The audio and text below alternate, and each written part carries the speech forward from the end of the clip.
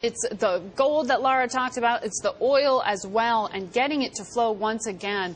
That is really at the heart of how Libya will continue to exist as a state under new leadership. Tangent Capital's Jim Rickards says there's still a question of who gets the money. And until that's resolved, it's not clear if Libya will be able to even get back into the global oil shipment market. Jim's been involved in some of the biggest financial crises of the last 3 decades. He was the government's negotiator in the rescue of long-term capital management as well. His new book, Currency Wars, will hit the stands in November. Welcome to the show, Jim. Thank you, Margaret. Laura just raised that question of what assets continue to exist inside of Libya. Right. That's unclear until we get a good case on the ground. Outside of those borders, what assets does either Gaddafi have or Libya have as a state, and how do we get that access to the new government? Yeah, good question. There's sort of 2 sets of assets here, so-called soft assets or financial assets on the one hand, and hard assets on the other. The financial assets are deposits in bank accounts. It could be stocks, bonds, a diversified portfolio. Libya had a sovereign wealth fund, not unlike it was the 11th biggest in the world. Correct. And so I don't know exactly what their portfolio consists of. Most of them are not that transparent. Norway is extremely transparent. They tell you exactly what they have. Most of them do not, but it's reasonable to expect they had a fairly normal asset allocation, which would be some mix of maybe 40% stocks and 60% bonds, et cetera. Those assets are relatively easy to freeze. They don't exist in a vacuum. They're on account of brokers. They're on account of banks. All those banks and brokers are heavily regulated. The procedures are tried and true. The United States has been freezing assets at least since World War I, since 1917. This is how we got Bear aspirin. We took it from the Germans in World War I. So we're very good at freezing assets. So I'm sure those assets are present. That doesn't mean they go away or they disappear. They're available, but the United States is going to wait until we know who the transitional government is. But on the other side of the ledger, you have hard assets, which are oil and gold. Now, oil, again, has got to go through pipelines. A lot of that infrastructure, some of it at least, has been destroyed. There are a lot of conflicting opinions on how long it'll take to restore that.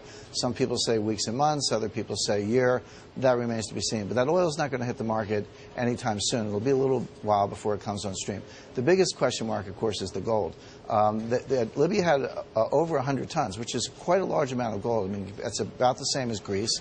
Ireland has 5 tons. The UK only has about 300 tons. So this is a very large amount of gold for the size of their economy. I don't doubt that Gaddafi was using some of that to pay his generals and his commanders. Laura was just saying 25 tons. Right. That was what the central bank chief said. It seemed Gaddafi was trying to use to finance the military. You're talking about gold inside the central banks, inside of Libya. Correct. This is physical bullion. These are not, GLDs or gold futures, et cetera. These are actually bars and ingots of gold that Gaddafi took from the central bank vaults.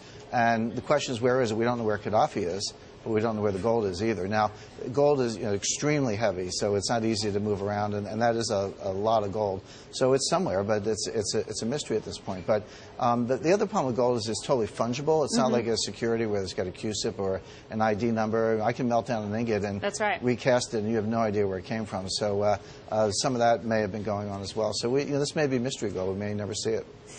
Well, we were talking just yesterday to Stuart Levy, formerly of the Treasury Department, now at Council on Foreign Relations. He froze these assets, the $37 billion in the U.S. right now. He says we're going to use part of it for leverage and maybe part of it as a loan or collateral for a loan to the new transitional government. Is that the right way to handle it?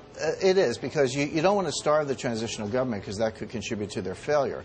On the other hand, you don't want to hand over all the money because we don't know how much Islamic fundamentalists or al-Qaeda elements are in here. One of the interesting things about this is, Obama said Mubarak must go when he's gone.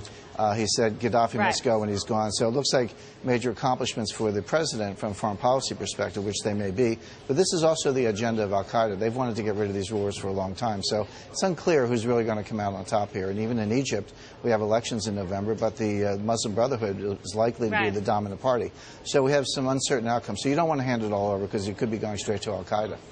And that's why he says they want to have some leverage there.